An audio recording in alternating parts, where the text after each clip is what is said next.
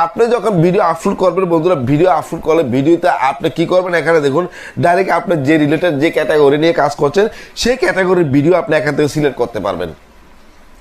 যেমন ধরুন আমার একটি ভিডিওর উপরে আমি ক্লিক করলাম, এই ভিডিওর উপরে ক্লিক করে আমি আপনাদেরকে দেখাবো যে আপনি সেখানে কিভাবে কাজ করবেন। এমন এখানে উপরে দেখুন এখানে একটা কলম নামে আইকনটা আছে, কলমের উপরে ক্লিক করবেন।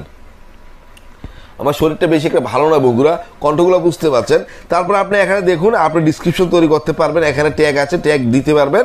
আর এখানে যারা আপনি ভিডিও দেখছেন তাদেরকে আপনি সিলেক্ট করতে পারবেন। যেমন আমার ভিডিওটা বয়স্কদের জন্য, এখানে no it's not made for kids, এখানে বাচ্চাদের জন্য নয়, এটা আমার মানে যারা বুঝের মানুষ, যারা বুঝে জ্ঞান আছে, যেমন 14, 15 বছর 17 বছর বয়স থেকে তারা আমার ভিডিও দেখতে পারবে। ঠিক আছে বন্ধু। তারপর আপনি এখানে পাবলিক আছে, পাবলিক করবেন, ডিসক্রিপশন আছে, এখানে ট্যাগ আছে, ট্যাগ দিবেন। ঠিক আছে।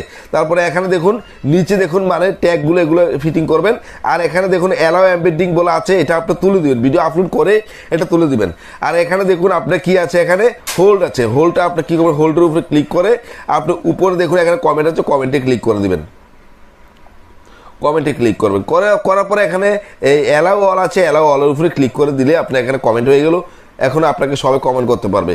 আর অ্যালাউ এমবেডিং এটা তুলে দিবেন, তুলে আবার ব্যাক করবেন, ব্যাক করে আপনি কি করবেন, এখানে সেভ আছে, সেভে দিবেন। এখানে টাইটেল দিতেই হবে, আপনি ভিডিওর উপর টাইটেল না দিলে আপনার ভিডিও কেউ দেখবে না, চার্জ করে পাবে না।